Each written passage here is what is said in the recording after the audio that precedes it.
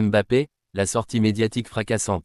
Kylian Mbappé, de passage en conférence de presse mardi, l'entraîneur du Real Madrid, Carlo Ancelotti, a tenu des mots très forts à l'endroit de Kylian Mbappé. Ce mercredi à 18 h, le Real Madrid affronte les Mexicains de Pachuca en finale de la Coupe intercontinentale, à Doha, Qatar. Une rencontre que Kylian Mbappé n'est pas certain de disputer. En effet, le gamin de Bondy s'est blessé à une cuisse la semaine passée en Ligue des Champions face à l'Atalanta Bergame. Une blessure musculaire qui l'a empêché de jouer contre le Rayo Vallecano samedi dernier. Mais à en croire Carlo Ancelotti, le capitaine des Bleus va mieux et pourrait même être finalement disponible pour la finale. Toutefois, aucun risque ne sera pris. Hier, lundi, il s'est bien entraîné, il se sentait bien. Il a fait des sprints et tout s'est bien passé. Aujourd'hui, c'est une séance d'entraînement importante, où nous allons évaluer ses sensations et le risque. S'il va bien, selon les médecins, il jouera. S'il y a un risque minimum, il est évident qu'il ne jouera pas. Mais les sensations d'hier étaient très bonnes. Nous sommes optimistes, a ainsi confié le technicien italien en conférence de presse ce mardi, le meilleur joueur du monde est venu. Carlo Ancelotti a ensuite encensé l'ancien Parisien, qui peut jouer à tous les postes de l'attaque, selon lui. Kylian est un joueur fantastique et, honnêtement, je ne pense pas qu'il soit encore à son meilleur niveau, a-t-il estimé. Lors des derniers matchs, il s'est amélioré, mais il n'est pas encore à son meilleur niveau. Il peut jouer à n'importe quel poste, attaquant, ailier gauche, ou que vous le placiez. Avec la qualité qu'il a, il peut jouer où il veut. Invité ensuite à expliquer le début de saison mitigé de son équipe, le « Mister » a que les attentes étaient encore plus fortes cette saison avec l'arrivée du « meilleur joueur du monde » Kylian Mbappé. On ne peut pas contrôler les résultats, parfois tu gagnes, tu perds, a-t-il déclaré. Mais les critiques partent de là, on sort d'une saison fantastique et le meilleur joueur du monde est venu. 1 + 1 est égal à 2, mais le football ça ne fait pas toujours 2. Barça, le message fort du staff est flic pour Gavi depuis son retour de blessure, Gavi peine à retrouver son véritable niveau dans l'entrejeu. Gavi traverse une période délicate depuis son retour après une longue blessure qui l'a éloigné pendant un an des terrains suite à sa rupture du ligament croisé fin 2023. Accueilli triomphalement par les supporters lors de son comeback contre le FC Séville, le milieu andalou peine à retrouver sa place dans un collectif bien huilé. En 12 apparitions depuis son retour, il n'a été titularisé qu'à 2 reprises, et son influence sur le jeu reste limitée. Le joueur de 20 ans semble encore à la recherche de ses marques dans un milieu surpeuplé où brille déjà Pedri, De Jong ou Dani Olmo. Le staff croit en lui. Malgré cette situation préoccupante, le Barça se veut rassurant. Selon le staff et la direction sportive, cette période d'adaptation fait partie d'un processus naturel après une année d'absence, comme l'avance le quotidien Sport. Hansi Flick, admiratif du profil de Gavi, reste confiant quant à son retour au sommet. Le club affiche également son optimisme quant à l'avenir du jeune prodige, des discussions sont en cours pour prolonger son contrat jusqu'en 2030.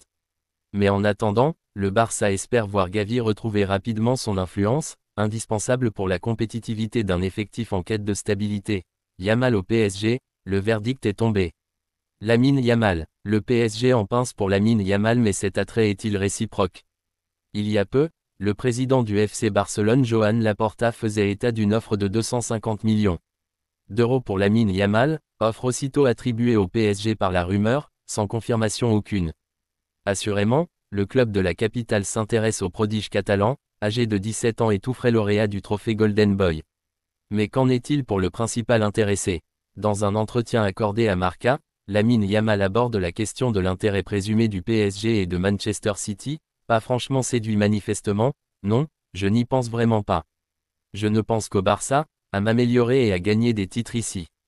Un message clair venant confirmer les récents propos de son agent, Jorge Mendes, fin de contrat en juin 2026. En marge de la cérémonie du Golden Boy, le très influent représentant portugais a répété lundi que la relation entre Lamine Yamal et le Barça s'inscrivait dans la durée, bien sûr qu'il va prolonger avec le Barça, Lamine, il est du Barça. Une mise au point accueillie avec soulagement par les socios blaugrana alors que le contrat actuel du phénomène expire en juin 2026. Lundi, en visioconférence, Lamine Yamal a participé aux festivités du Golden Boy en réaffirmant son attachement au Barça. Je m'imagine à Barcelone, pour gagner le plus possible, notamment la Ligue des Champions avec Barcelone et la Coupe du Monde avec l'Espagne. Le président, Joan Laporta, NDLR, dit que je lui rappelle quand Neymar est arrivé, c'est l'un des meilleurs joueurs ayant jamais joué pour Barcelone, l'une de mes idoles, j'espère faire aussi bien que lui. Real Madrid, Raúl Asensio intéresse 3 clubs anglais. Raúl Asensio vers une prolongation avec le Real Madrid. 3 clubs anglais se seraient positionnés sur la jeune pépite du Real Madrid, Raúl Asensio. Suite à de nombreuses blessures dans l'effectif madrilène, Raúl Asensio en profite. Le défenseur central de 21 ans a la confiance de Carlo Ancelotti. Le jeune joueur a fait cette apparition dont 5 en championnat. Aujourd'hui, le natif de Las Palmas est un joueur courtisé. 3 clubs anglais se seraient positionnés pour l'accueillir. Selon le média Todo Fichage, il s'agit d'Aston Villa, Nottingham Forest et Newcastle. Les merengues aimeraient le prolonger mais pour le moment, aucun accord n'a été trouvé. Du coup, un départ serait aujourd'hui à l'étude. Néanmoins, le club de la Casablanca aurait déjà posé une condition. Le prix serait de 10 millions d'euros avec et surtout une clause de rachat. Mercato, Chelsea, Joao Félix vers un nouveau départ. L'attaquant portugais Joao Félix a signé son retour à Chelsea lors du dernier mercato estival. Joao Félix, décidément en difficulté, pourrait quitter Chelsea dès le mois de janvier 2025. Perçu comme un crack du football portugais et mondial, l'attaquant de désormais 25 ans est dans une sacrée impasse, et cela depuis plusieurs saisons maintenant. Transféré de Benfica à l'Atlético Madrid en 2019, pour la somme XXL de 127 millions d'euros, l'international n'a jamais vraiment justifié son prix d'achat dans la capitale de l'Espagne.